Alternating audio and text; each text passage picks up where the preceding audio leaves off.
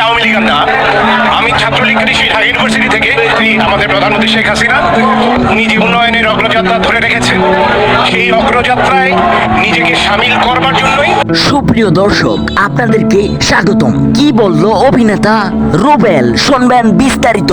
অন্তর্বর্তীকালীন সরকার হয়েছে ডক্টর ইউনূস, তার সাথে দুই উপদেষ্টা হয়েছে আসিফ মাহমুদ ও নাহিদ ইসলাম।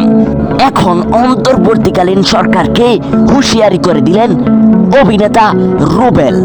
তিনি বলেছেন, আমরা কোনো হাইব্রিড আওয়ামী লীগ না, আমরা বঙ্গবন্ধুর আদর্শে আদর্শিত। যেই সময় যে সরকার আসবে আমরা তার দলে যাব না, আমরা খাঁটি আওয়ামী লীগ। এছাড়াও তিনি আরো বলেছেন, আমাদের আওয়ামী লীগ এখন আবার আমরা সারা দেশে মিছিল মিটিং করব, দেখবো কে আমাদের বাধা দেয়।